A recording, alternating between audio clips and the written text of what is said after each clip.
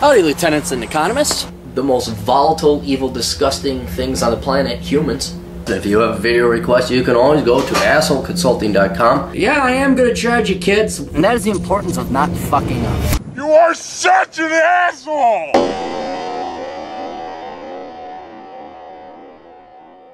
Howdy, y'all. Assholeconsulting.com. I need a jingle. When was... what's her name?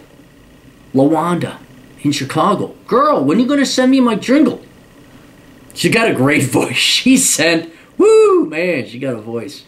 I'm like, dude, you could just sing anything. You could sing Aaron Clary's the biggest asshole in the world, and she's got this voice. You'd be like, okay.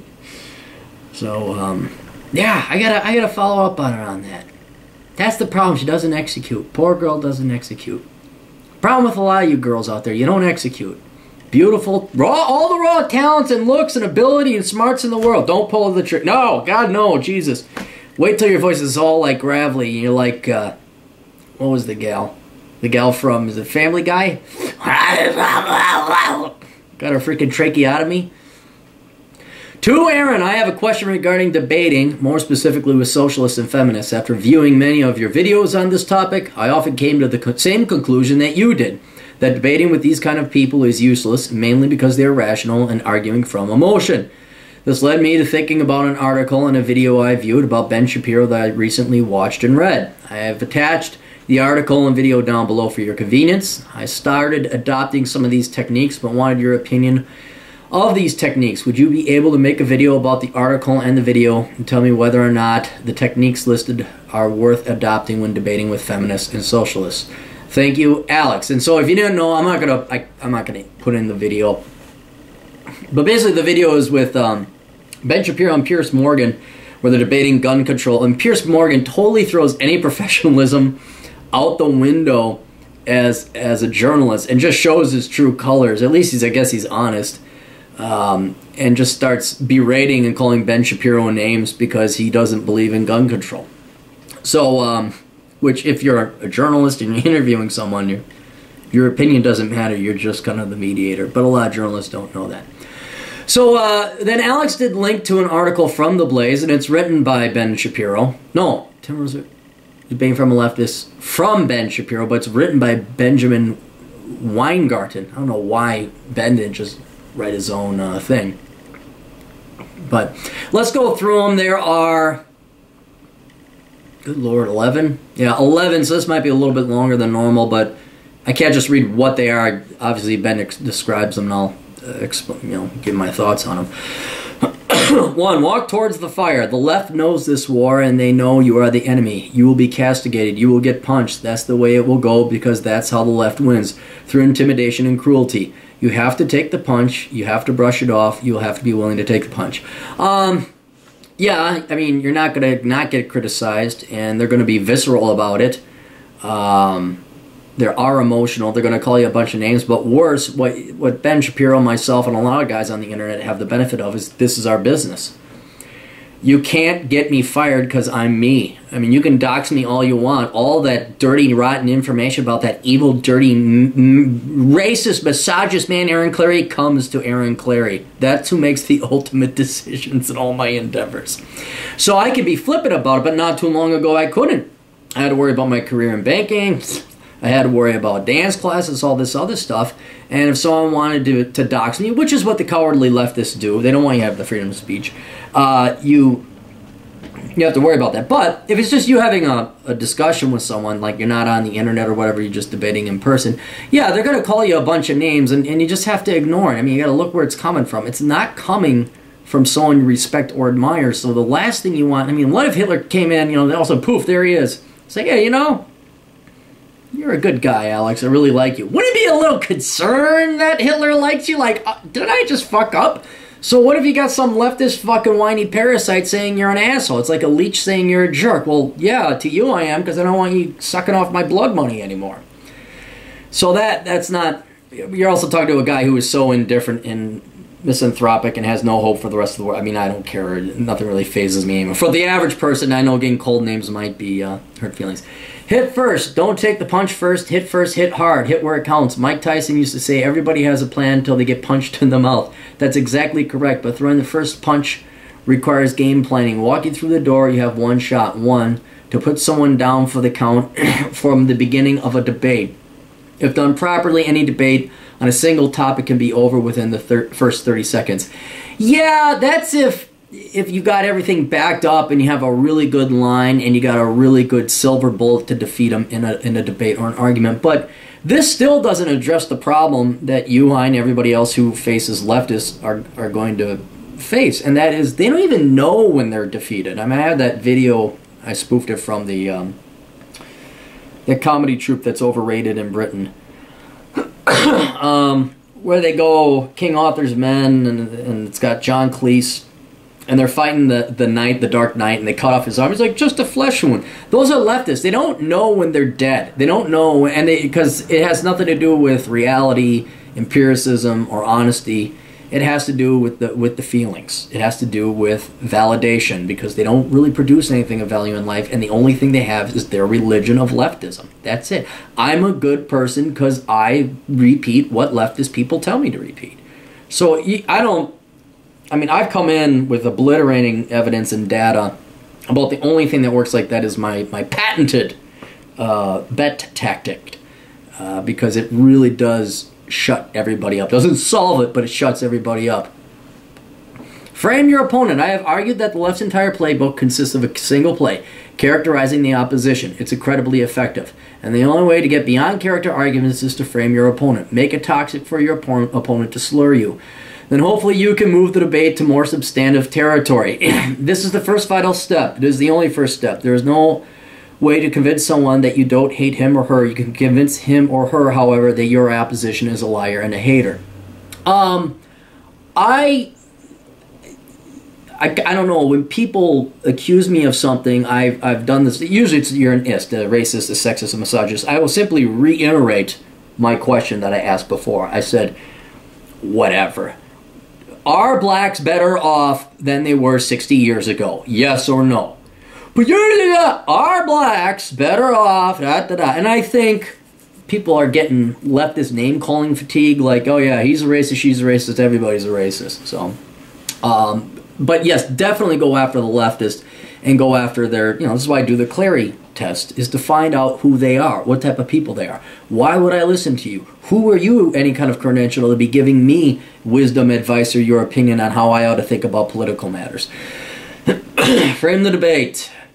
It's important that you neuter those buzzwords quickly, because otherwise you will be arguing against nonsense terms that can be used against you. You can't argue against empty terms, so don't accept the premises of the argument. Very correct. Yeah, you say, I know, I'm not that. No, I'm not. No, I don't agree with that. No, I don't believe single moms are hardworking. You have to be willing to take those politically incorrect positions. Otherwise, think politically incorrect positions as stronghold points. They're going to catch the most flack. Fuck, really? God almighty. It's like they just fucking know when to call. And Republicans are pussies. Most conservatives and Republicans are pussies. They'll give up these high points, these strategic advantaged points, instead of firing back saying, no, actually, I don't think single mothers are great. Another one is, I don't believe there's racism. I mean, yes, there is racism. You're going to find bigots all over the place. But to the level or to the point that it actually has an effect on society, no. We are quite an racist, unracist, non-racist country. And I hold that position. Like, well, how can you know that? Well, I guess if you believe that, yeah, actually I do believe that. I'd like to see your proof otherwise. And you just hold that position, so you don't give it up. Republicans are just cowards. Anyway, continuing on. As a general matter, the less favorite 3 lines of attack are, you're stupid, you're mean, you're corrupt. Sarah Palin is supposedly stupid. Mitt Romney is supposedly mean. Dick Cheney is supposedly corrupt. Take away those lines of attack and watch the discomfort set in. Spot inconsistencies in the left's argument. I don't know how this is brilliance. The left's arguments are chock full of inconsistencies, internal inconsistencies. Inconsistencies that are inherent to the left's general worldview. That's because very few people on the left will acknowledge the actual agenda, which is quite extreme. Leftists prefer to argue half measures in which they don't truly believe. There are almost invariably unbridgeable inconsistencies in the left's publicly stated positions that are at war with their actual fundamental principles. Your goal is to make the left admit once and for all that they believe what they believe about policy by exposing those inconsistencies. Yeah, that's a debate tactic for anybody, as you understand their side of the argument, and then you go find positions they've taken before them that counteract that. But you're still not going to peg down the slimy, slippery lamprey of a leftist. You just aren't. I've done it, guys. We've done it. They'll just talk their way out of it. They'll say, well, you don't understand the new... I mean, they just will not admit to being wrong or being hypocritical. Force leftists to answer questions. This is a good one. This is really just a corollary to rule number 4. Leftists are only comfortable when they are forcing you to answer questions. If they have to answer questions, they begin to scratch their heads. The questions they prefer to ask are about your character. The questions they prefer not to answer are all of them. Are all of them? Oh, all of them. Instead, they are likely to dodge issues in favor of those those character arguments. That's a good one. That's why, like, the one thing I will do if I ever get in an argument with leftists is I will not... You'll argue one point, they'll want to go on a tangent or well, what about this? What about that? I say, I'm right here, right here. Well, you're kind of a white male. You know, answer my question right here, and then we'll continue on. You don't... That's a big one. Or maybe this is number 7. Do not get distracted. You may notice when arguing with someone on the left that every time you begin to make a point, the leftist begins to shout George W. Bush. It's like leftist Tourette syndrome. Why did Obama blow out the budget? Bush! Don't be fooled. You don't need to follow the idiotic rabbit down this bushy rabbit hole. Arguing with the left is like attempting to nail Jell-O to a wall. Yes, it's slippery, messy, and a waste of resources. You must force them to answer the question. Yes, that's perfect. I do not move on until, and I only focus on one thing until that's resolved. I say we could talk about that later, but we're still going to resolve this. And we'll come back and talk George Bush later. You don't have to defend people on your side. Conservatives get trapped in this gambit routinely because they figure that the enemy of their enemy is their friend. If the left is attacking someone, he must be worth defending. But that's not true. Don't follow people, follow principle. That's, yeah. If you don't know something, admit it. Yeah, that's pretty much straightforward. Let the other side have meaningless victories. Leftists prize faux moderation above all else by granting them a point or two. You can convince them that you aren't a radical right-winger after all. After all, everyone can admit both parties are terrible. If the left engages you on an immigration reform, your answer should be that you are for immigration reform. Now, how do they define immigration reform? That's the key question. But because you've always granted the premise that you like the idea of immigration reform, you don't look like a naysayer off the bat. The conversation is meaningless until you force the left to define terms. Until then, we can all agree on useless platitudes. Body language matters. The left is experts at imagistics. The right is not, because the right falsely believes that shallow imagistics can be beaten with substance. Well, not when you're debating. You're tendering this argument to an audience, and typically the audience is Americans. Americans are fucking retards, which has worked out fabulously for every great actress who is 300 pounds in Hollywood.